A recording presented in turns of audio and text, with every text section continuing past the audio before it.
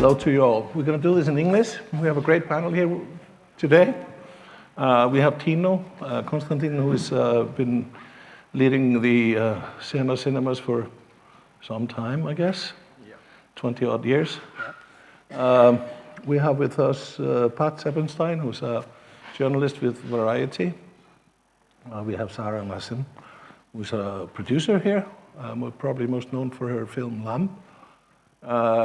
Tine Klint, head of CEO of LevelK, Danish distribution firm. She's been in the business for 20 plus years. We're running the company for 20 plus years, probably had a little bit more.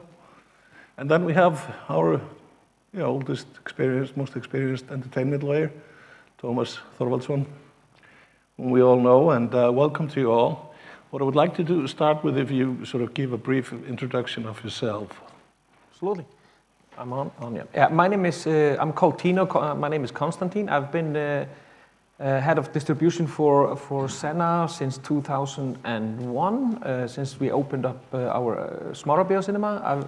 Previously, I worked for a video rental company here in Iceland. So I've been in this distribution and the movie business per se since since 2000. So it's been, since 1990, sorry.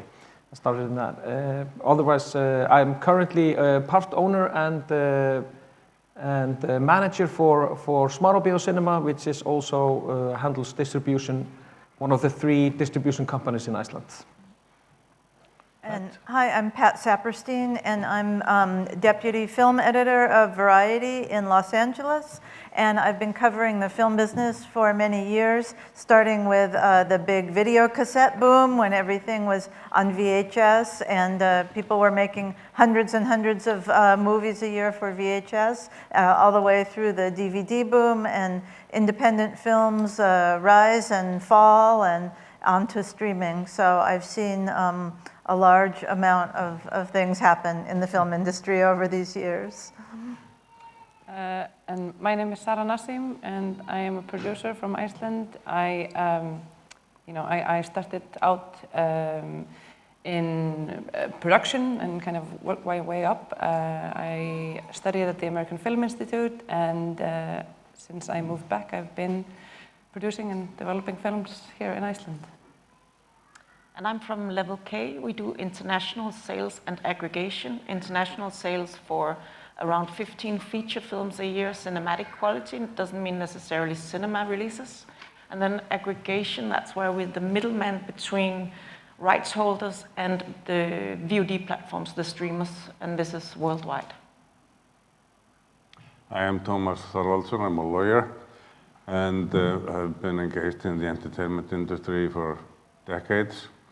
And both in film and movies, television, and music as well. Thank you. Welcome to you all. We're going to do this, try to do this more like in a talkative way, so it will be no formal presentation. So, but I mean, I would like to start by raising the first question, and to you all, is cinema dead? And the reason that I'm asking this question is that we've been learning and seeing numbers coming out. We haven't fully recovered from the pandemic. We can also see that there is a change, big changes in the recent years in the value chain that at least we knew from some years back. And sort of your thoughts on that, cinema currently today, and its position and where it's heading. Start with me, yeah. I would say, to answer your questions quickly, no. Cinema is most definitely not that. The cinema landscape has changed a lot. I mean, it has kind of been evolving, of course, since like VHS and coming up to DVD, Blu-ray, and then all of the services. But obviously, with the jump in SVOD subscriptions around the COVID, that was like a.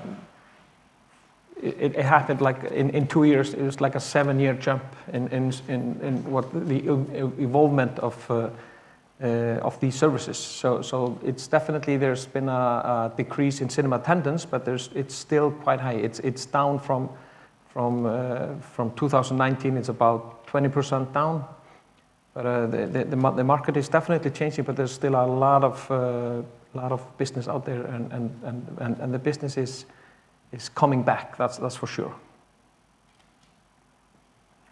Yeah, I would like to echo that it's not dead, but I don't want to say it's on life support because that sounds a little too dire, but it's in need of some treatment for sure.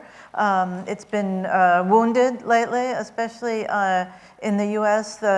First the pandemic, I think, affected the whole world, and then the strikes after that in the US also affected the production, and as well as the studios' ability to, and then the studios are just all having financial issues. So it's all contributing to a very difficult climate for film right now. And, but I think the good news is that people still love movies. People want to go and see all different kinds of movies, or sometimes they prefer to see them at home, but they still love to see them. And we just have to get used to many of the changes in the habits that the audience is going through right now. For example, in the US, we're not seeing older people going to cinemas much at all anymore. That really, during the pandemic, they kind of stopped, and it doesn't seem like they're getting back into the habit very much. They used to prop up a lot of art house films. You would have films very much targeted towards people over 50, and they would turn out to cinemas, and they would do very nicely, and we're not seeing that so much anymore. But we're seeing a very heartening results from young people who are really going to see revival films a lot. They're really enjoying classic cinema, and they're also coming to a lot of festivals. Starting new festivals just oriented more towards young people, and I think it's a really hopeful sign for cinema to be revived yet again. Okay. I think I'll just continue echoing, you know, but I think also, like Tino said, like there is a decrease, you know, a 20%. I think they're projecting a 25% decrease, you know, at the end of 2025. But I think cinema isn't dead, and I really hope, and I don't think that it will die, because I think it is a shared experience. You know, I think there is a difference. You know, we all watch something at home, but it's a shared experience going to a cinema. And so, as Pat's saying, you know, young people are going because it's a societal thing as well. You know, so kind of sharing the experience of cinema going. I just think that you can't take that away from people. You know, it's like there's a difference going out to dine with your friends or eating a burger alone, or do you know what I mean? Like, it's just you want to I don't know, bathe in the experience with people, and so I don't think, as long as we enjoy that, I don't think that it will die. It's not that yet. What we see is that the audience require different kind of events throughout the world, and it's very much based on culture and traditions. But even, and of course there's a post-pandemic situation, but even before the COVID, there was a digital shift happening. So COVID for us were just a clean cut. Like, what do you expect to see in cinemas? What do you expect to see on free TV channels, on VOD? And yeah, so more challenging to have one feature film selling to the whole world. Now it's more based on culture and continents. So what you see in Latin American cinemas is very different what you go to see in cinemas in Japan. Well, I don't think that cinema will die, at least while we still retain ourselves as humans and do not turn ourselves into computers. See, I think we need to hang on to that, and the cinematic experience is something we all hold dear, I think, and I don't think that's going to change until we become computers. So you're saying we become computers, or? Yeah, well, we have the head of research at Google, for example. He's telling us that there will be a singularity in 2045 where humans will become computers, more or less, because they're going to be attached to AI directly. So in a way, we'll become computers. So until that happens, I think it's going to be well and alive, and for our enjoyment, I hope. We know that I mean, cinema has come under pressure before, and we know when the television came out, there was a big threat, and everyone discussing we wouldn't be going to cinema, but it became much stronger. Picking up one point that I thought was interesting, you said, Pat, is that the older generation has stopped going to the cinema because of the way that they got used to experiencing when watching film in the pandemic at home.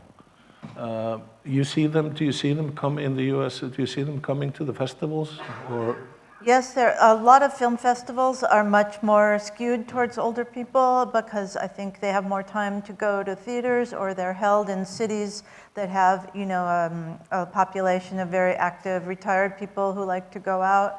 So there are quite a few festivals that are very enthusiastically attended by older people. But you know, I don't make so much of a distinction between films that you see in the cinema and films that you see at home, because I think that you know, filmmakers want to keep making films, and they just have to be seen somehow. We all hope that theaters survive and that there will still be a strong theatrical system, but it's going to be changing a lot. You know, there's going to be way fewer theaters. It's going to be much more consolidated, and we just have to get used to that reality, I think. And I think what we have to help the audience do, especially for the older audience, but really for everyone, is we really have to help people learn how to discover things better. Because I don't know what it's like in Europe so much, but in the US, it's just so chaotic to discover where films are, where they're playing, where they're showing, how they're streaming, and the same with TV shows. Every time someone brings up a program or a film, everyone just says, how do I watch that? Where do I see it? Can I see it at home? Do I have to go to a theater? And I think we just need to do a better job of getting out the word on that and getting people familiar with films that they don't know about as much, you know, especially films from other countries and independent films that they might end up loving, but if they're not from one of the few top distribution companies like A24 or companies like that put out the top independent films, then they don't really hear about them. So I think people are still making a lot of great films, but it's very hard for people to know what's happening anymore. If I can make one point here, is that exactly what Pat is saying is that we're seeing there are 2,300 SVOD services in the US. Wow. So it's not just Netflix and there are 2,300 different services. So finding right product, and that's, I know you're going to get into some piracy things, but that has led people, because they're trying to find a certain movie, they don't find it, they get frustrated, but pirates have everything. Mm-hmm. So I think that's the biggest issue, that if you find a good pirate site, it has basically every TV show, every film, and that's the biggest issue for the studios and those making movies, is that access to those films has to be more easily available for customers. You don't have to subscribe to the almost 2,000 different services, or maybe the 12 or 14 of the biggest ones, which cover most of it. But even 5 or 6 is too many for most people. Exactly, to pay for. Because you have regular TV as well. You have all of that in the US, and the same goes for Iceland.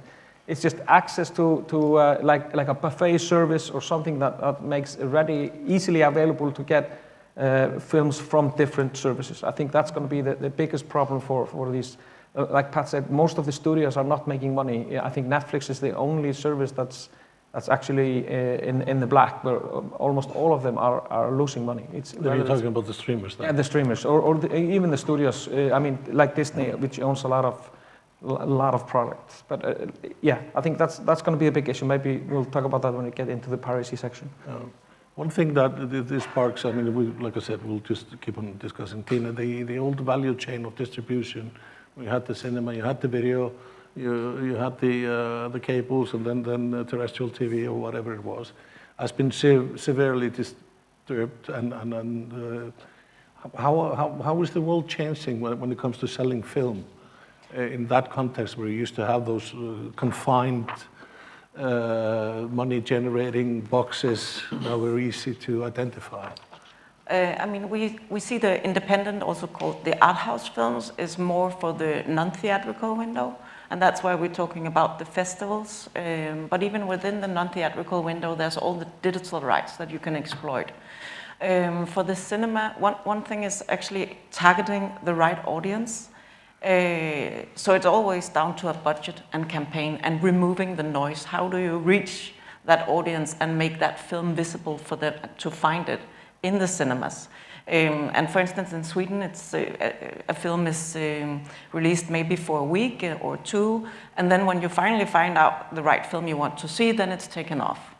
And then there's a matter of the pricing.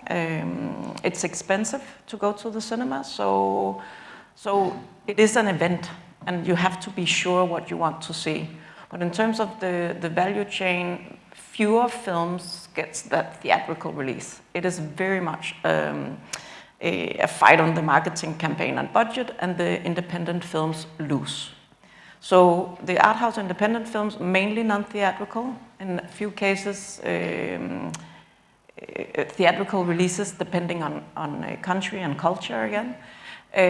But then there's all the digital possibilities, and there's a lot of possibilities, but that doesn't, again, you have to reach that audience, and you have to get the distributors to see that you have a clear marketing campaign that you can actually roll out without having to spend a big budget. So when we are looking at films to sell, we need a sales hook. Something that, because on TikTok and the older generation don't find what they want to see on TikTok. That's Facebook or the local cinema. But then you need to convince that local cinema or exhibitor to show that art house film and reach the audience, and that will cost them something. And many art house cinemas has closed, so it's multiplexes or where they also show mainstream films, and they will make more money on showing Joker twice than a black and white or foreign language art house film. So it's again about removing the noise, having a very clear marketing campaign, reaching that audience and target that without having to spend a huge budget. The audience today, I mean, you both mentioned that. As audience, we want instant access. Yes. Instant access to whatever we learn or hear about, we want to see it here and now. I think so our tolerance has become very little towards these old type of distribution. Yes, Windows. I think when Warner Brothers during the pandemic decided they were just going to put everything out on streaming, that they didn't want to bother with theaters, with Dune and everything. It was, it wasn't a very good idea for the business because it really made people think, well, if they can do it, then I can just watch everything at home, so why should I go out at all? I mean, I don't know whether it really hurt the theatrical business in dollars, but I think it hurt it in perception that people thought, well, eventually it'll just all be available fairly soon, if not right away. So I might as well just wait. Okay. Sarah, maybe one thing. Yeah, I was going to just say that, like, I think this also just speaks a little bit to, like, what you could call, like, the old world and the new world, the older way of, like, traditional way of, like, financing, which is, like, public funding body and private mixed, or, for example, like, when you can now go to, like, well, the new world, which is just the global streamers, do you know what I mean? You can also get, like, speedier funding, you can get everything, like, now, do you know what I mean? You can, so, like... But they want the rights for the whole world. Well, that's the whole, obviously that's a whole different conversation, but, in terms of, like, being impatient or wanting things now, that's, it just is also something that is happening in other areas, with the coming of, with the digitalization, with the streamers, with the giant, that you can get access to things quicker, you can turn around things quicker. So you as a producer today, you have changed the way that you set up and develop and offer to the market? I mean, not necessarily me personally, but I'm saying like the access is there, you know, all around Europe, you know, with what we call, you know, with the streamers having entered into the European scheme, you know, there is an easier access and a speedier access to be able to set things up, and we're saying that like audiences like want things now, and so like a producer will have to evaluate like, do I want to, you know, get this done? But then obviously on the flip side of that, it's things that we have to think about, which is like IP rights, you know, and stuff like that, which often, you know, not always, but often with streamers and with kind of, I guess, speedy money, you know, you lose the creative control, so to speak. Which probably brings us to our lawyer and the changes in the contract landscape and this all rights and IP development that you see that you are demanded to hand over if you call it speedy transaction, but going through streamers and stuff like that. I mean, how do you see that changing, the rights management? Well, it's from a legal perspective. It's not, there are no new real challenges in terms of rights. It's just a more complicated contractual structure. You need all these different new rights to be defined pretty exactly. The producer needs to understand that how his film or show is going to be exploited and on which medium. So that's it's a myriad of new medium, and you need to understand exactly how this is going to happen. You need to, with your distributor, you need to come to like an understanding how you want your film or your product to be exploited, to be distributed, how that's going to happen. And if possible, you should retain as many rights as you can as a producer, Tina. And the so definitions are still the same. Yeah, the mission is still the same. You just want to get to as many eyeballs as possible. Okay, but it needs to be done in a correct fashion, and you need to safeguard all your interests and whatever. I could talk about this all day, obviously, but I'm not going to talk about something happened here. But there's still like a, you know, you can buy something digitally and you own it forever. Then you can rent it. You have it for 48 hours. Then there's subscription, Netflix, HBO, Amazon Prime. And then you have AVOD, that's advertisement-funded VOD. And now they start calling it fast channels, but that's still AVOD. So it's a matter of like, is it a royalty-based right where you are supposed to get royalties? Is it a subscription where you get a license fee? That's the same as with free TV. Suddenly they start to call it free TV ad-supported. But if you go back in time, you still had a free TV channel that showed commercials during films or in between programs. So it's not like that. Maybe the wordings changed a little bit and they want to, so Netflix or the SVOD streamers, they want to buy SVOD rights, and they will give you a license fee for that, but then they still block everything else. So they are taking the world, but that is also changing, because then now they focus so much. In the beginning, when they came to Europe, they wanted to buy catalog and build their platforms. Then it became about originals. Then they're moving away from originals again and being like the first pay TV window, SVOD window. And again, now they need a catalog because the European Union changed and there's local laws. So, you know, it's all the times changing. But the rights definitions are actually the same. Is it a royalty right? Do they own it forever, the audience or the consumer? Do they rent it? Is it a subscription-based or is it advertisement-based? And advertisement-based is also royalties to rights holders. And then you have FVOD, that is free VOD, and always stay away from that. Because you teach the audience that, you don't have to pay anything ever. Okay. I literally cut myself off here somehow. So, but I was just going to add to what Tina was saying, is obviously the producers and distributors' interests align in most cases. But you need to make sure this complicated way of distributing things now, and you're also an aggregator, for example, directly to the digital media. You need to understand how this happens, and you need to get these like sales estimates and whatever from the distributor to understand how this is going to play into your business model. That's always the biggest interest of the producer. Understand how this is gonna affect his business model. Like comparing it to the old times, it's gonna be really different. And in short, you just need to look very carefully at the agreement and the exploitation media and understand how that's gonna affect you going forward.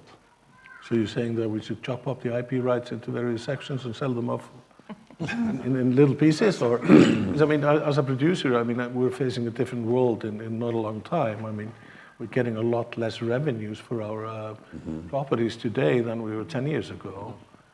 We see cinema changed. I mean, DVD is gone, or video is gone. So, I mean, how do we, well, I was just asking you, Sarah, how are you meeting that world today of ensuring that you get enough for the film that you're doing, not only for the film's sake, but also for you as a producer and running a production company? Yeah, I mean, I think this is, I find a challenge, you know, like it's, you know, but I think it's really important for us as independent producers to you know, keep the rights, you know, but it's also, as I said,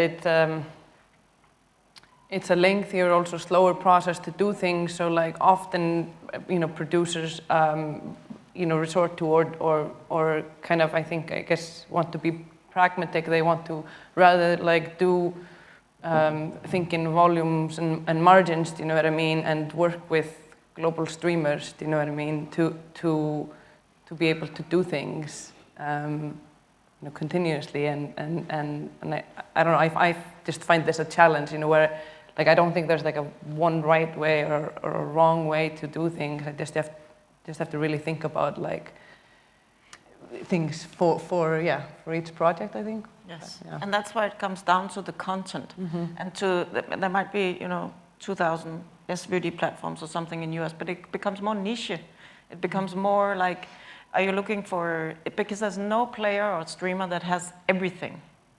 So it becomes more about finding the audience and the audience finding the right platforms. And also with the cinema distribution.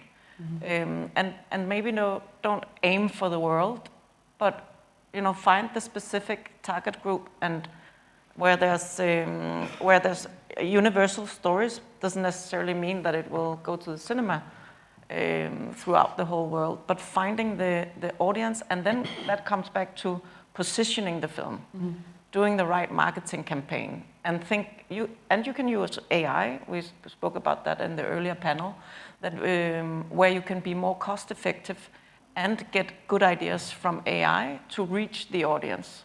So think more in the beginning of the process, and yes, sometimes you have to finance with a streamer for world, and they will own the IP forever throughout the universe. But there's a lot of things still to do in this challenging landscape, but not necessarily like in the old days where you took a film to a festival, everyone was competing to buy it for huge amounts, and then we all went home and were happy. Yeah, the good old days. Doesn't happen anymore. Pat, one thing, you mentioned like this offering of streamers and the, we can say, overload of them, and not helping us as consumers or users to find our content. How do you see that evolve in the US? I mean, you mentioned 2,300, you did 2,300 SWOT services available. Yeah, it's certainly possible.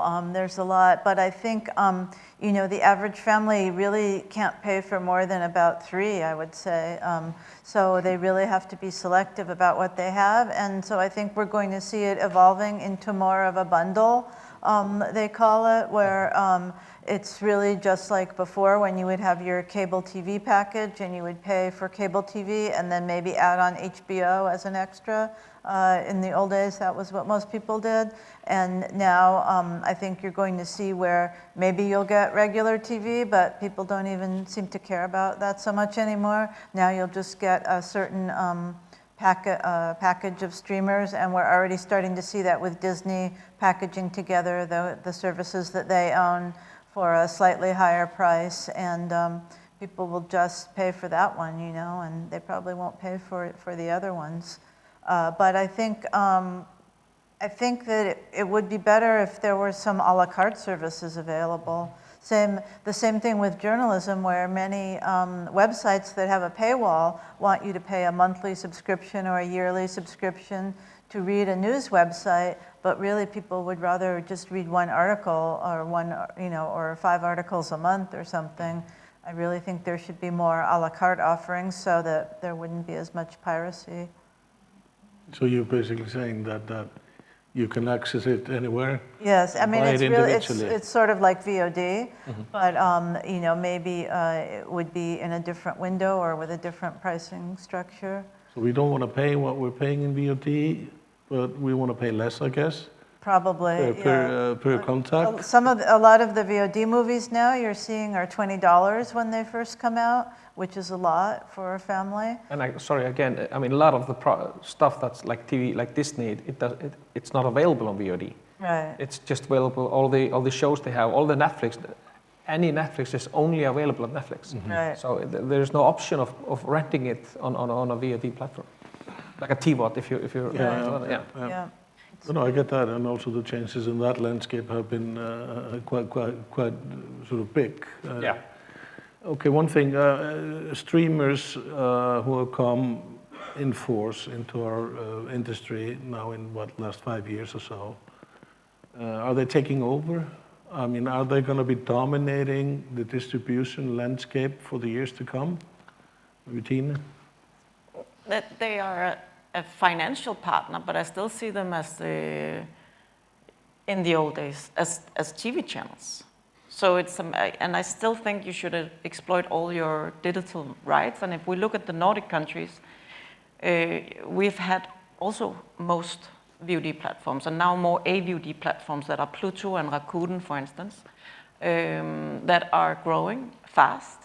But we also see and then you see them merging as well, because they couldn't all survive and they couldn't all do the originals. And you also see Amazon Prime came first, which is SVOD, and they are now, or they opened first Sweden, EST and TVOD, and now expanding with the other countries. So they're going the other way around, still exploiting the different digital windows. And you see maybe US with the AVOD that are the biggest, like Tubi right now. Tubi is getting very big. And they people don't really realize, they don't talk about it much, but because it's free, it's become hugely popular. It's sort of replaced regular terrestrial television, I think, for a lot of families. They just watch on Tubi because they already have streaming and they don't have to pay. And they don't have cable, they don't know what antennas are, so they just watch services like Tubi that are free, ad-supported streaming. So basically advertisers are paying for the content in that instance? Yes, Right. and you have to get through a 2 advertisement break. Then the royalties start coming in. So that's another thing in terms of content. You have to start fast. So if you're too slow in the beginning of the film, then the audience will leave, and then the distributors will not get royalties from the AVOD. So there's all these rules and regulations that will, yes, influence the way we do content, and also for us when we look at scripts. Because the movie has to play for a certain amount of time for them to get the money? To advertisement. Oh, interesting. What is that in, like, what is that in minutes? You know, like when are the advertising breaks? Do they come in like? I think it's different, but I'm not completely sure. Well, but it is like, you have to. Wow, that's very. It's quite an interesting point for at least the production and how you create film, is that if you have all this sudden new set of rules that you have to comply to in beginning, be fast start and everything. Normally we say a few minutes, but I've also heard some of the streamers saying 20 seconds. So, and if you look at the Nordic SVOD channels, you can start noticing how they build things and characters and then go to flashbacks, and you're like, okay, like Disney, they have Disney Plus have details and other murders. There's so many flashbacks. So, but all the time they make sure that you're hooked from the beginning, and then they can actually create a season, and there will probably be season 2. But they build it that way to make sure that the audience keep watching. Interesting. Yeah. So, Tino, a little bit to Iceland. The changes in the cinema, and we don't have big streamers here, but I do believe we have 3 streaming services, local streaming services, and then cinema has been going down, both in attendance and the turnover. How do you see the next 5 years? Just a little bit on the previous question, just quick, that streaming services, the companies that run those worldwide streaming services, they are not going away. These are these are the biggest companies in the world. You have Apple, you have Amazon. It's not the biggest companies in the business, it's biggest companies in the world. So they can afford to lose money on this service until they start making money. That's only a few handful. Yeah, but these are big. I mean, Netflix is a very big company. Apple is making so much programming, and from what we can tell, hardly anybody watches any of it. They have a few very good shows, but they keep making more and more and more, and no one is familiar with any of them. But they don't care because they're just trying to build up a library, and eventually, a few break through every now and then.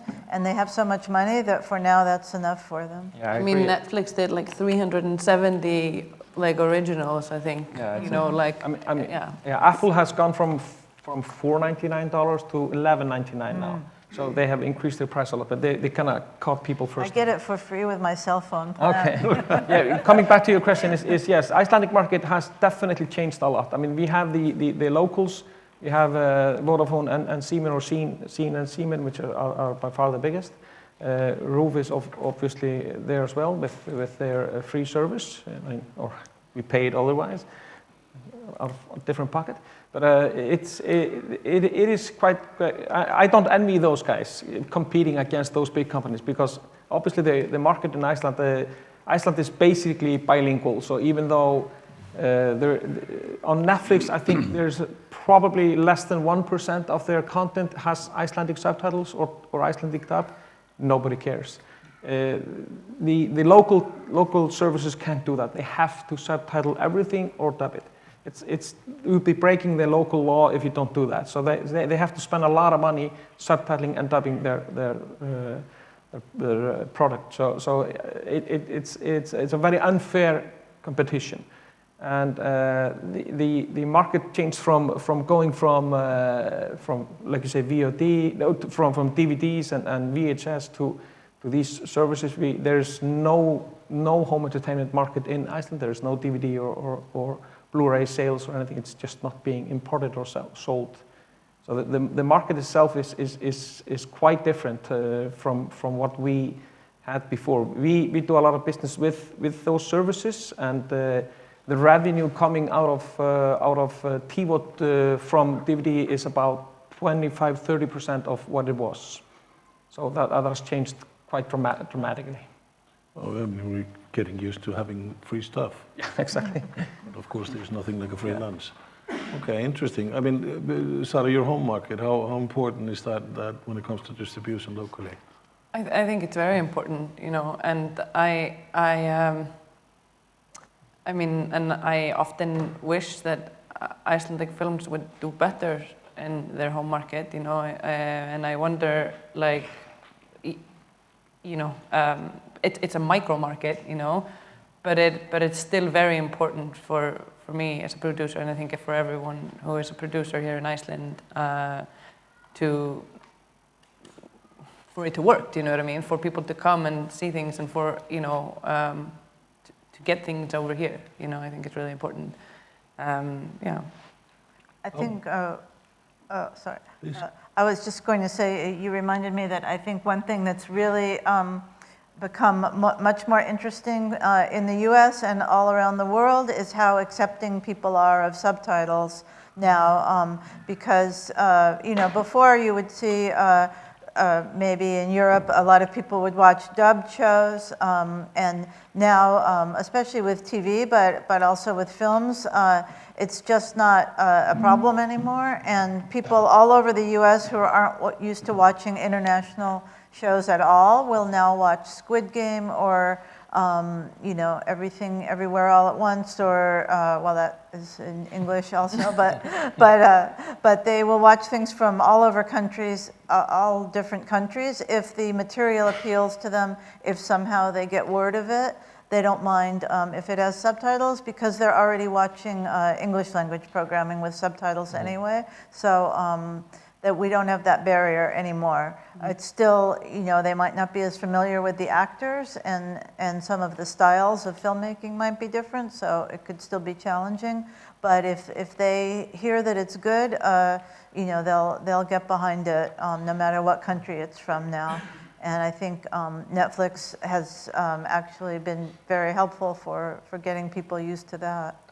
I think also, just to speak to, you know, to the home market, you know what I mean, I think we're just facing, I mean, we have the same problem. I mean, there are, you know, there's, and I mean, Tine can also maybe speak to it, but you know, there's the bigger films, there's the Joker and all of these films that, you know, we are also competing with. And like, you know, Pat says, it's a challenge to get people to go to cinema, and so they will maybe, you know, they will choose one over the other, you know. And, you know, the difference here is that we just have a really, really small market, you know.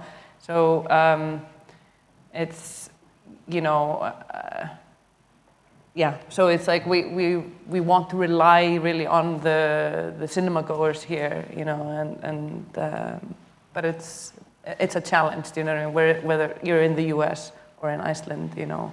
But I think for everyone, you know, I think the home market is important, you know. Is there a smaller number of theaters here now than before the pandemic? They've gone down. I mean, I think we're about half in the last 10 years.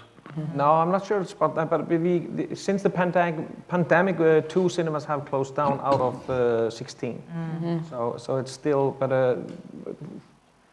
not us, but our competitors are. I mean, you used to have 3, right? Used to have 3. Two of them have come down, and So, I mean, there are probably two or three closing. More still. Yeah, I think that's going to happen in next year. That's my assumption, at least. Yeah. Tine, when you take a film out to the world as a sales agent, how important is the local success of the film when you go traveling with it? If it's a huge success, we inform about it. If it's not, we don't mention it at all. That's an honest answer. It can be important, but sometimes the local release is not happening until after the international. So not super important. Okay. And that's festivals for the and stuff festivals, like that? Yes, world launch, yes. Also because trades and reviews are important for the distributors. And we don't get reviews unless we have a big festival. And even with a big festival, you don't necessarily get reviews. So that's another challenge. I also think, like with, for instance, US market, I agree that the younger generation don't mind reading subtitles. Older generation wants English language. And then again, it's about how to make that film visible to them.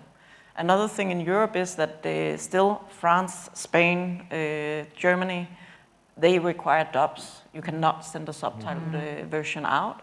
And then still there are coming more and more requirements for us as a sales agent for because of the EU regulations to distributors. That will also hurt the production because the producers have to produce it. And that's you have to do both closed captions now, and you have to do audio track. And then if you are green production, that will just add more to the budget, production budget. Now you also, if for funding purposes, you often have to tick a lot of boxes, female, male, queer elements, things like that. But that also becomes, for instance, queer is being blocked in so many countries today for us to sell. So there's a mismatch in terms of what can be produced and funded and what is actually possible to sell. So there's, I think that's another challenge in the whole industry, that it's becoming more expensive. I mean, we rely at least in the Nordic countries, we rely heavily on subsidizes in our productions. So you mean that they're not working in coherence with what the distribution is needing? Or that's basically what you're saying, or? Yes, and especially like I'm LGBTQ+, because to finance a film, you often have to tick some boxes. There has to be some elements. And right now for us, where this is possible to sell, is US, UK, France, Germany,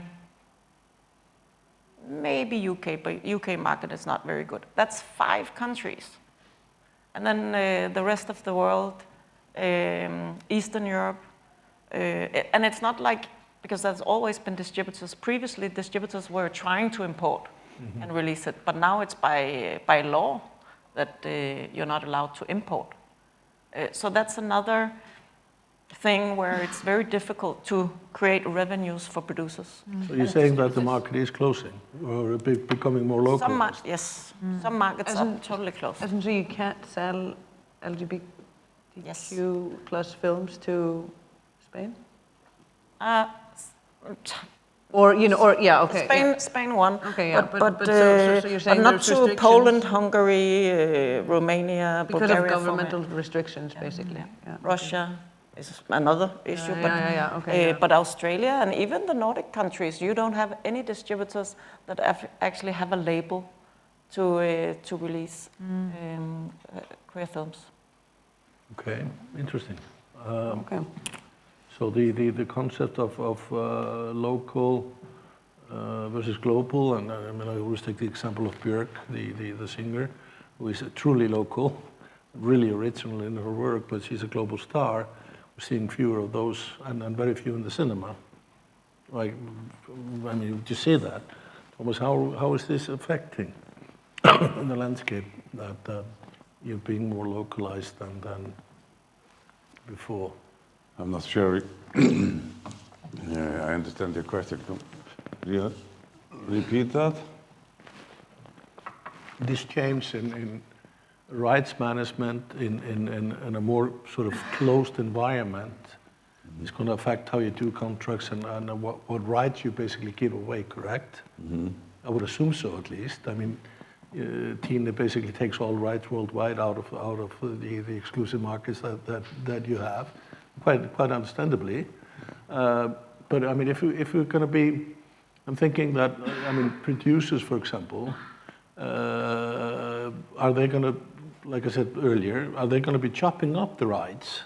Okay. I mean, your thoughts on that?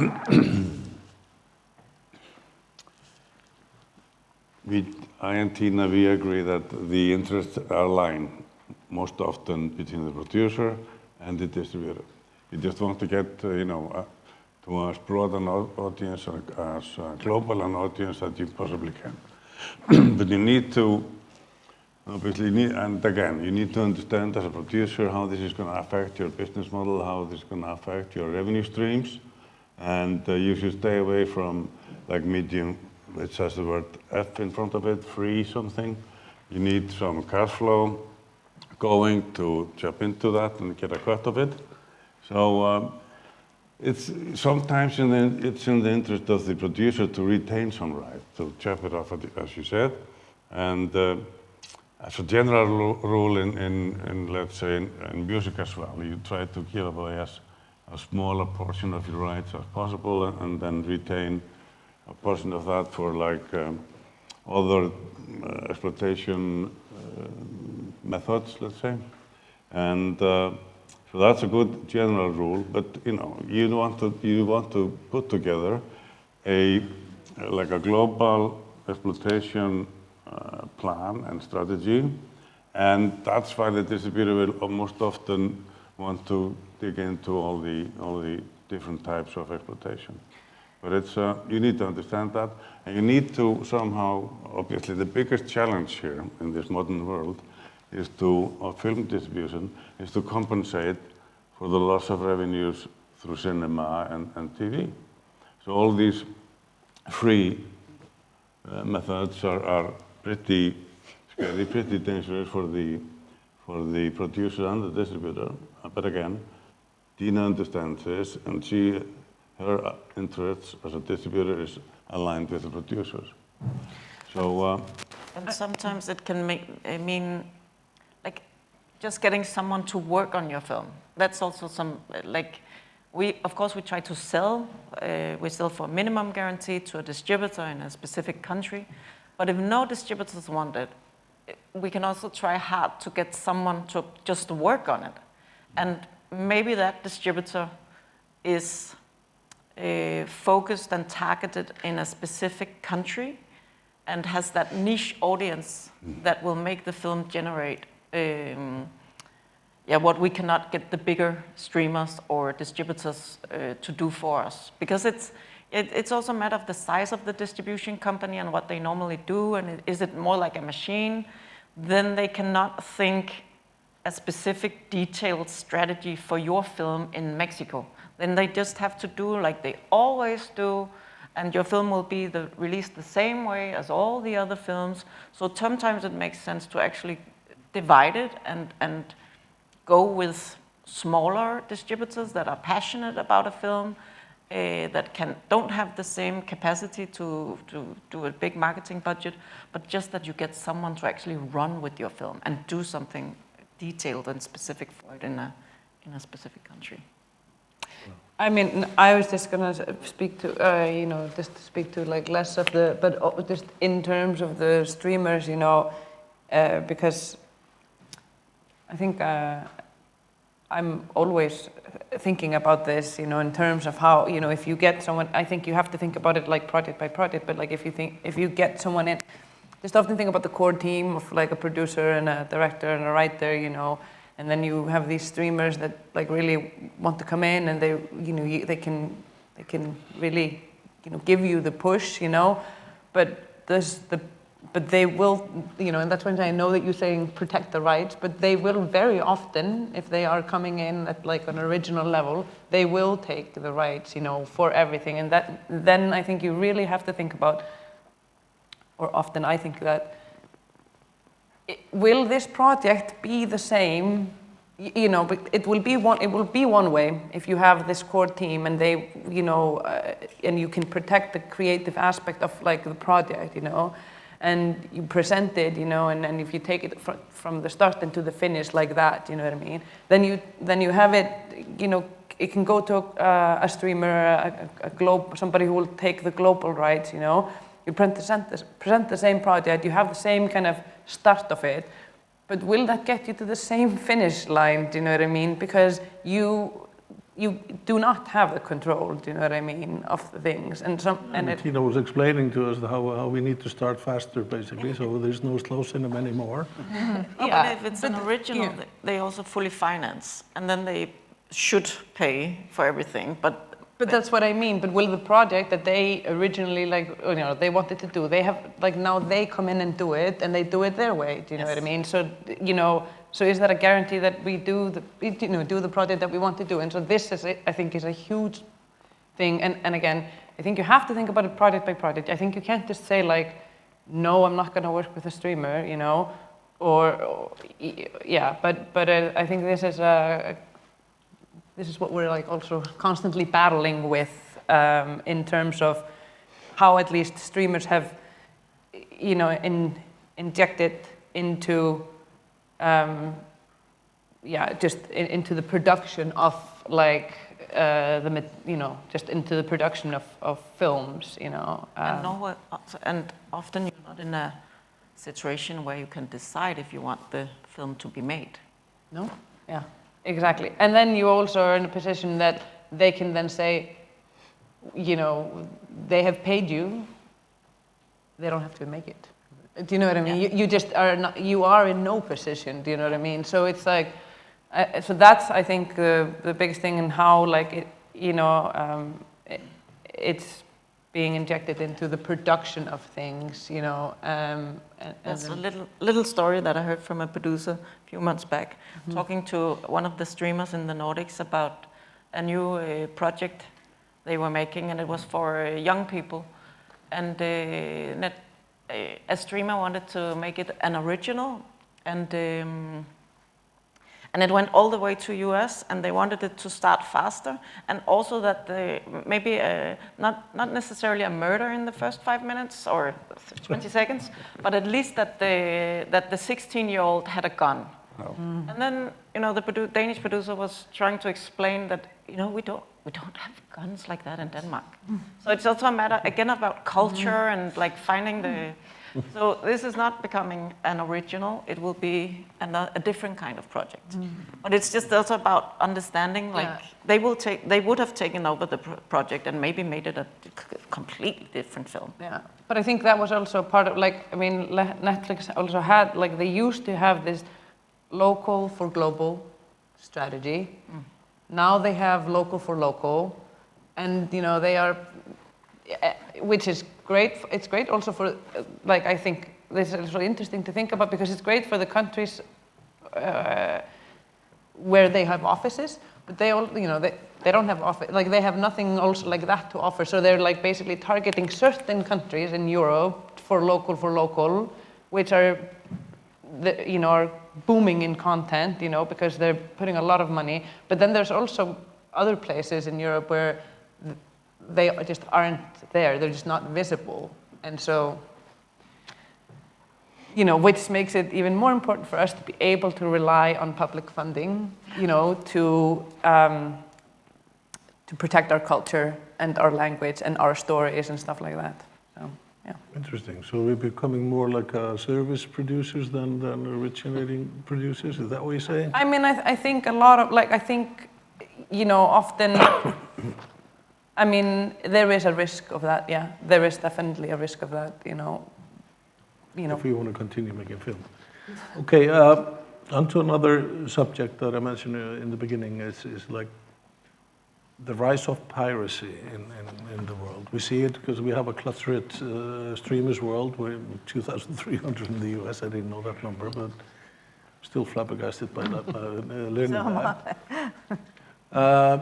Content want to be found by users whenever convenient or a place. They don't care. I mean, who is servicing it, but they don't want to pay for it.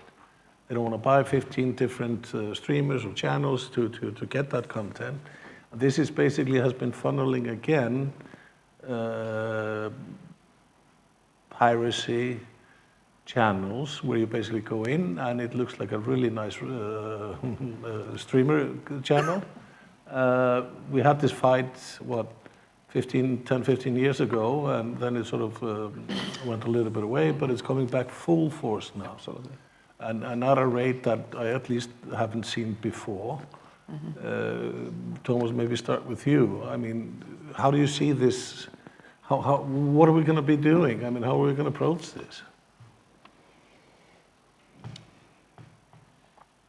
It's all about, I think, like the somehow improving the culture and the appreciation of copyright and people understanding and appreciating as consumers that they're really stealing assets that other people have made and should be and are trying to make a living of making such projects, movies and shows. You need to, you need to really address the public here and trying to build up a new culture again. I think that has been done before and with great success, but it's somehow dissipated now. You need to build it up again. The legal repercussions are clear still. You can cut this off, you can, with expensive lawsuits and arrangements like that, like cut into this and get some sort of results. But it's as a precedent, and trying to get people to stay away from these options. But I think the big thing is like It's like a Sorry. huge, okay, it's like a huge PR campaign. You need to get the people out there to understand what they're doing. And they're hurting the art, they're hurting the artists that they all love, and they should understand. It's the same thing all over again. We used to fight this like way back, but I think that you just need to do that again and again. I mean, one thing that I understand, I mean, because I'm involved in film politics as well, this today is at least partially, if not entirely, been controlled by organized crime. So that is a huge difference that I recall back in the days when we were at this, is that we're fighting a different, how do I put it? I mean, our enemy is different today. That worries me when it comes to providing content out in the market. I don't want to be a bearer of bad news, but this is a fact. So I wonder, I mean, is it enough to sort of appeal to the conscience of people in general when you have this being systematically taken and offered to the market? Again, I think that actually it's the other way around.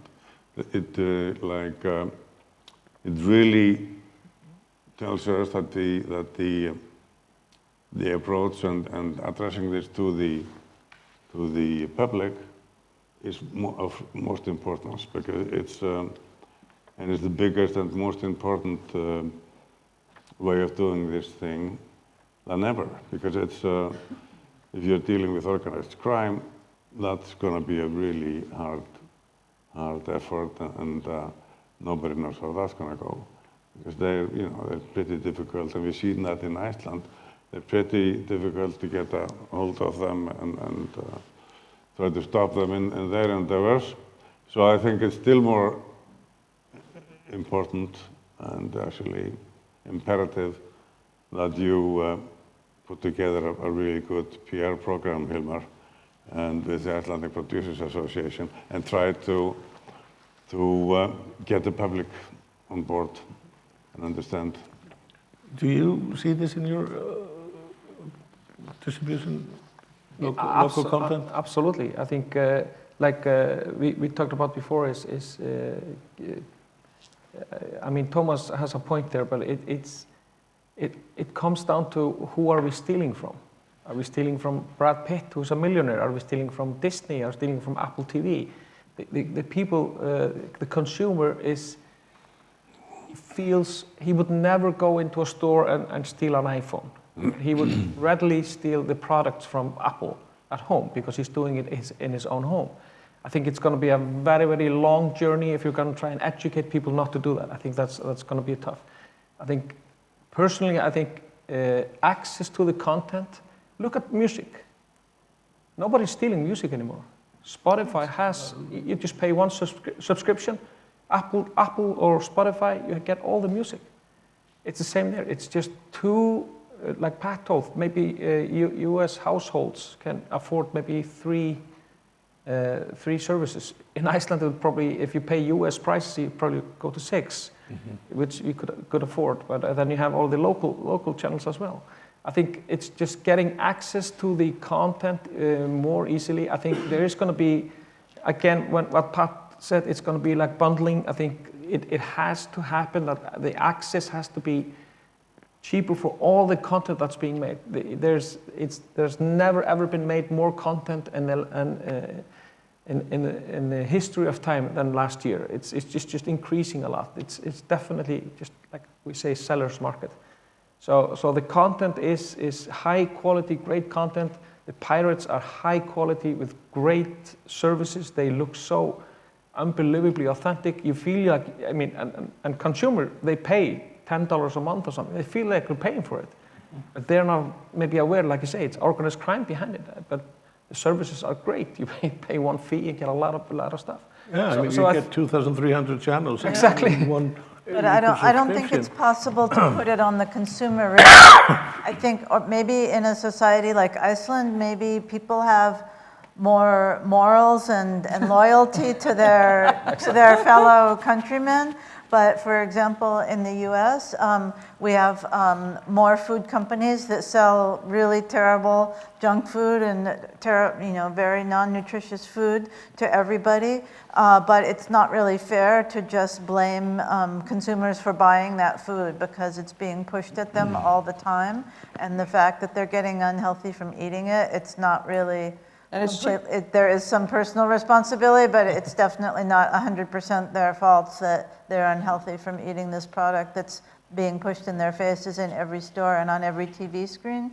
And it's the same way with piracy. I think you can't blame teenagers for wanting stuff for free that their parents won't pay for, or convince them to not pay for it or convince them to pay for it when they become adults. So yeah, you have to just try to find the people who are doing it, which is difficult if it's in Russia or somewhere. Try to crack down on that, and then make it more accessible and affordable to people, I think. Thomas, I'm sorry. Okay, don't get me wrong. This is not the only way or approach you should use by Apple, by trying to affect the consumers. You should use all the tools you have in the toolkit. You should use lawsuits and what we need to do in Iceland, and we haven't been too successful in that, is to make these criminal cases. It should be a criminal case when you do this, but you should also apply all technology available to hinder this or try to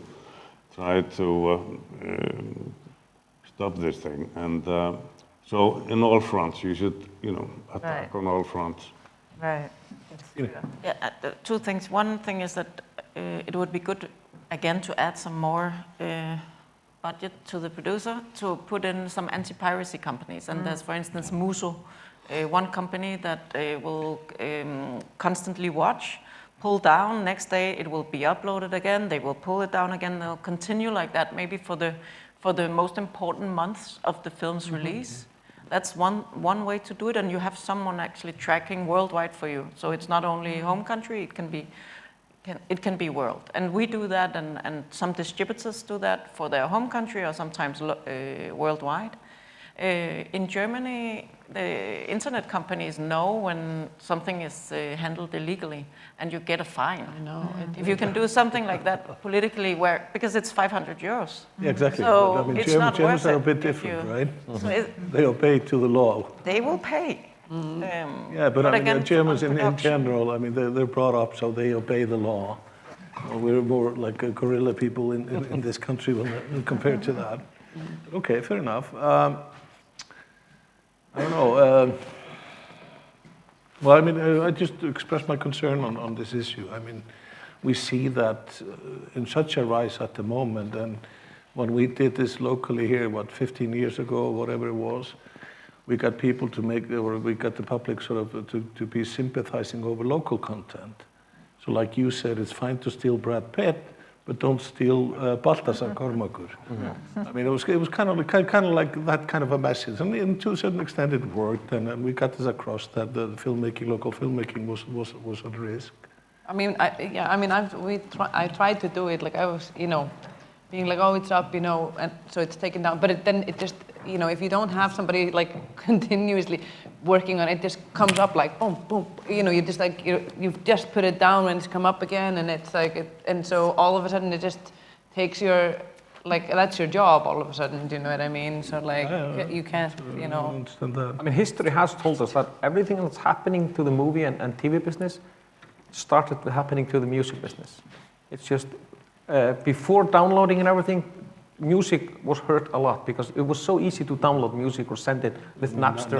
Yeah, exactly. So that just it's because the files are smaller, and bandwidth is an issue. So it has happened. So we are just following what happened to music before, and I think we're going to see a lot of consolidation with streamers in the coming years. It's going to be, I think it's going to be a lot easier. Apple has a business plan to become one of those providers, universal providers on almost anything, right? Like they tried to Apple Music up against exactly against Spotify. Spotify. So now is the right time to start Movify? Absolutely, I think all the other ones involved. You just need to get all the other support. The business model there is penny and you can buy it one by one, or you can subscribe to it. I mean, most people subscribe to Spotify, but can they tolerate the needed cost? What's the bracket of the amount? So it's quite interesting what you're saying. Onto a different subject. Emerging, what's ahead? What's ahead in the next 5 years in your view? I mean, how are we going to see the landscape change? I mean, 5 years ago we had pandemic coming in, changing everything, I would say, in the film industry. I mean, how do you see the next 5 years sort of? Like you said, 5 years ago, and I think Tine mentioned that the business was starting to change before the pandemic.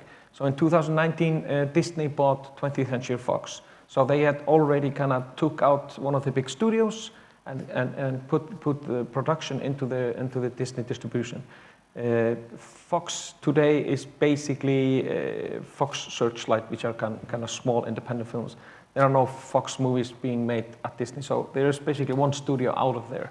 So that had started to change a bit from the market. The market was starting, the theatrical market was in a little bit of a decline from 2019. Again, I think the market is down about 20-25% from where it was at best. I think the theatrical market, if I talk from that perspective, is that it's going to stabilize somewhere around maybe 10% more than it is today, but it's never going to reach the same. That's my belief. Yeah. It's not going to reach the same heights as in butts in seats. Obviously, when we're talking about the U.S. market, it's always in U.S. dollars. There has been quite an inflation in the U.S., so we can't compare 2014 box office with 2018 or 19. It's but I agree that sounds about the right percentage. Yeah, I think that's it's going. And the same goes for Iceland. Icelandic market has. It's dependent on big local films. The U.S. we are highly U.S. oriented, obviously. The big local films can have an impact, but that's added business. You can see that with Baltasar's Touch Snerting. It's done phenomenally well. It's had 45,000 admissions in Iceland. It's mostly the older generation. It's basically 45 plus. That was most of it. It's been in cinemas since May, so it's still going in cinemas. It's because the older generation takes its time to. They want to hear the word of mouth and everything. So when we have good local films, like last year we had 3 big local films. So that it does give us like a big boost for the year. So that's always a good thing. I think the future is bright in the exhibition market or in the cinema market. I think it's just going to be less than it was, but it's still there's been sorry to go on, but like in the US, there's a lot of cinema that are expanding, like going into more like bowling. They're doing a lot of entertainment areas. I think they're looking at it more than a night out of going into the cinema. It's a lot of eating out, going to the cinema, doing more entertainment, and then going to a movie. So that segues into a good story I have, how I got in a lot of trouble all across the U.S. A few weeks, like 2 weeks ago, because the Cinema Owners Association of the U.S., NATO, they came to me and said, we want to have a story about how we're going to spend $3 billion improving cinemas across the U.S. in the next 3 years. And that's a lot of money, so they wanted to get the word out, because people are, I don't know what it's like here, but all you ever hear about is, we don't want to go to the theater because it's dirty, or the floors are sticky, or there's people talking too much, or the projection isn't good enough, or the sound isn't good enough. So people are constantly complaining. I don't find that to be the case, like in Hollywood, but I guess around the rest of the country it is the case in the suburban cinemas. So they said, we want to spend $3 billion to make sure that it's better for everyone and they don't have as much to complain about. But they also told me at the same time that they were spending money on adding things like pickleball courts. Because there is a cinema in Texas that has a pickleball court where you can play pickleball and then go to the theater right afterwards and go to a restaurant in between maybe. And there also is one with a zip line. They have like a ropes course, you know, where you can climb ropes and then go on a zip line. So I wrote this in the article, but I also made it the headline because I thought that would be the most eye-catching thing for people to read, that cinemas are adding pickleball courts. So it got picked up all over the place. I was on TV talking about cinemas adding pickleball courts, but the theater owners were really upset because they thought that the message got lost, that really that most of the money is going for better projection and better sound and better seats, more comfortable seats, and they were a little upset that that got blown out of proportion. But I just was afraid no one would read about it if it was just about more comfortable seats. So. Clickbait. That was wicked. So I think it worked out, but like you say, I think people have really appreciated adding the dining and the drinks. You know, to be able to have a beer when you go to the theater, it's kind of new for us. It's only been a few years that's been fairly widespread, and I think people are really appreciating that they can do that. Yeah. Either before the theater in a restaurant or a bar, or in the theater itself. Okay, so there's future. Yeah, I think for cinemas, I think it will be condensed, though. It will be fewer cinemas, fewer screens, but better. And also a little bit more of an elite experience, maybe, you know, more something for film buffs. For real cinephiles, not as much for the casual viewer who is happy to see something at home. And maybe we're going to see more, you know, films released on TikTok in 10 portions on TikTok or something like that, more experiments like that. I don't know how, you know, Quibi was a big failure when they tried to do something like that, but we'll see. There might be more successful ones in the future. Interesting. Sarah? Yeah, I think Future.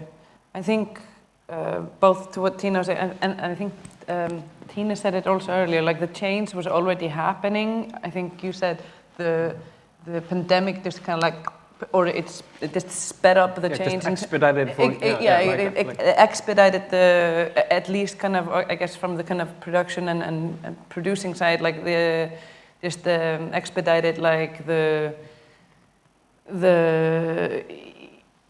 you know, the giant kind of being, you know, just all of it basically. And I think as a producer, the future will be to, you know, again, like I agree with you guys, like on the cinema and what's going to happen. But as a producer, I think it's just kind of navigating a new world of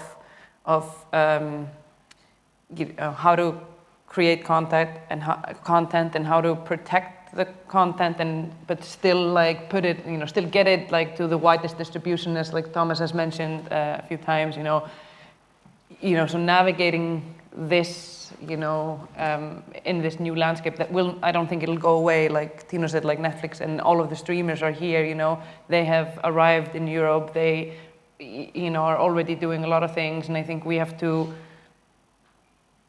you know, work either with them or find a way to manage this different landscape. I think it'll probably be difficult for, I don't know, like medium-sized companies, for example, in Europe, because they will have to, I think if they want to continue, you know, they will have to have a long-standing relationship with a streamer, because it's hard to keep a company like kind of, I guess, floating if you're of a certain size. So it'll probably be like really big companies and more, I guess, niche, really small, low overhead kind of companies that are doing things as well that will, I guess, sustain in the future. So yeah, I don't know. That's kind of where I would see the future. Tina? I'm still thinking about, didn't you say $3 billion? The Cinema Association has that? Yeah, it's, I think, I forget how many screens, but it's like 20,000 screens, so it's divided among, you know, many thousands of screens. For us, I think the pieces will fall into place. There you go. International sales has always been 60% of our business, and it will turn around and be aggregation. The way we work is already changing. The way we go to festivals and markets, it's so much more expensive now, so we cannot go to everything. We have to, and also the buyers cannot go through to everything. So we are sending we work differently. It's networking, it's online meetings, it's sending weekly updates in agreement with the different VOD platforms, and there's a lot of niche VOD platforms that are not traveling. So that's the aggregation that no one really knows that we're doing. It's the back office sitting and doing this all the time. So the way we work will be different. We will do less films for international sales where we aim for cinema releases. Different kind of work. So, and I'm not super worried. It's just more the way you make the strategy, and we spend more time on positioning and marketing and less costs on traveling. Interesting. Thomas, your thought? Okay. To me, you have this eerie feeling that AI is going to change everything, and it may, and nobody knows how that's going to pan out. And but I believe that the consumer is now demanding more easy access to content, and the landscape is so really, really complicated. You have all these new medium and ways and means of accessing and enjoying content. So I think that's the demand needs to be met. And we need to find new solutions, I believe, to make the whole thing more simple, more easy, and to give the consumer a chance to select the content he wants in a quick and easy manner. And how that's going to affect the whole industry, I don't know. But this is something I think is evident right now. And we need to simplify the whole thing. We've been talking about structuring things, contracts and marketing efforts and whatever. It's all pretty complicated right now. And but I think the technology is going to provide us with new solutions. It's going to be more simple, more easy access, and the consumer will be more happy, I would think. And hopefully cinema will survive. Thank you.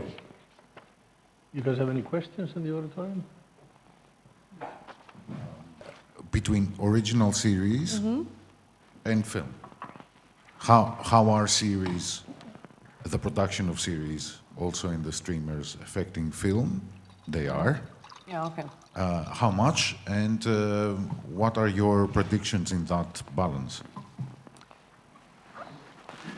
Yeah, I mean, I haven't done series. You wanna maybe as a distributor kind of speak to that? And if it's an original series or feature, we are never involved because then they take over everything. But we used to do series, then we focused more on feature films, and everyone was doing series. And sometimes, thinking about the business, I was like, we have gone into series as well? But now everyone is coming back to feature films. So it is more balanced now, I think, where at some point it was only feature series. Yeah. So now it's more balanced. I think, yeah, I mean, I think also, I think it's just also, it is, series don't have like okay, feature films have, they are now getting always smaller and smaller theatrical windows, but I think, what am I trying to say here? I think you're right, but I think what I was going to say is that like original series, regardless of being original, do you know what I mean? But I think series also have taken a little bit, they took over, but they took on a form, they took over because they took on a form on a really long feature. It allowed people to just, create something that like maybe a distributor also would not take in as a feature. You wouldn't take in a 3-hour long or 2.5 years. So it allowed you to maybe more freedom, to create things that otherwise a sales company want to take on because they know that their market wouldn't be for that. You know, like an audience wouldn't sit through whatever, 2.5 hour, 3 hour, 3.5 hour film. You know. But I think it's really interesting that there aren't really independent TV series. I mean, obviously it depends on how you define independent, but basically you need a pretty big company to make a 10-episode TV series. So it's not going to be, you know, a guy who decided to just take his camera and go out with his friends and maybe make the next really cool independent film. It's going to have much more infrastructure. And you're also not being very audacious usually. There are some great shows that are audacious, but it's not really the way television works. So I think series are hotter right now, for sure. Like people are more accustomed to watching a long show and binging, and they sort of like that better than features for a lot of the time. But I think it's pretty necessary that we still have the festival system and the film schools and people making independent films, because that's actually the people that are making the great TV shows too, are coming out of the people who were making feature films. So we can't like go too far into just making TV series, because there will be no one coming up in the ranks to make the TV series. You kind of have to have a balance of both so that people can do bolder experiments, I think, in film than they're able to do in television. Because if in television you are often also like, you know, you have a showrunner in you know, you have a showrunner, you have a writer's room, you know, and so as a writer-director who is doing an independent film, you have way less, you know, of course I can't say like with like certainty, but I think I would assume you have way less freedom, you know, because you are working in a model that is not only yours, you know what I mean? Yeah, the director in television, like even though they have some very prominent named directors doing some of these series, it's still not really a director's medium. For sure, and that it is, and it's often, and I read an article about like, you know, the relationship between like the showrunner and the talent, you know, the showrunner and the actors, or the showrunner and the writers, you know, like, is often like kind of it's not the relationship. You would see that kind of relationship with a director and actor or actress, you know, in films. But that's the relationship like that a writer or a showrunner would have with the talent, where's the director. So that it's like also if you are a director, it's a completely different world, because you are there to serve, you know, an overall. You're a piece of the overall arc. I'm gonna stop you here. Yeah, 2 quick questions, and then we're going to close down. So to use the analogy of the audience's viewership as, say, a big pie, with short form, social media and TikTok and all of that taking up so much of people's entertainment capacity, like day to day, it seems like long form content has to go above and beyond and bring a lot more to the table beyond that. But with costs going up and people being willing to pay less for that content, it feels like a sinking ship, like an uphill battle. Like, what's the perspective on that, on the economics of it? I don't think necessarily that people want to pay less, but they want to pay for what they want to see.